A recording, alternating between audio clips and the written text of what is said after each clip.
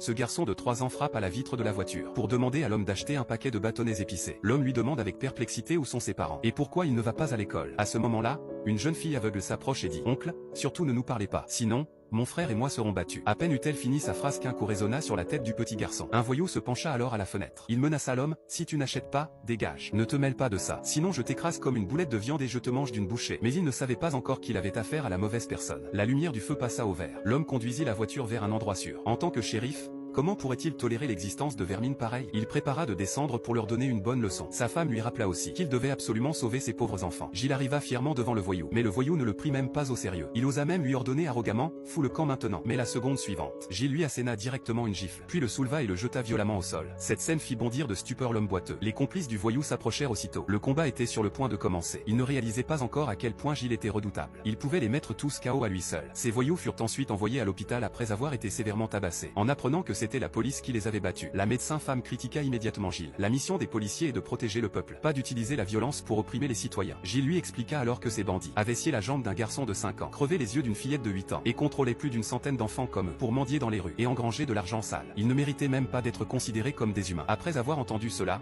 la médecin fut submergée de honte. Elle appliqua soigneusement les médicaments sur les blessures des voyous, en espérant qu'ils souffrent beaucoup. À ce moment-là, les enfants libérés s'approchèrent. Ils exprimèrent sincèrement leur gratitude à Gilles. La femme fut profondément touchée, jusqu'aux larmes, et elle tomba sous le charme de cet homme juste et courageux. Alors, elle osa lui déclarer son amour. Ainsi, ces deux âmes généreuses commencèrent à s'apprécier mutuellement. Et très rapidement, elles tombèrent amoureuses sans retour. Ils se dirent « oui » devant l'autel, et eurent une adorable petite fille. Cependant, cette vie heureuse ne dura pas longtemps. Un groupe de criminels força la porte de leur maison.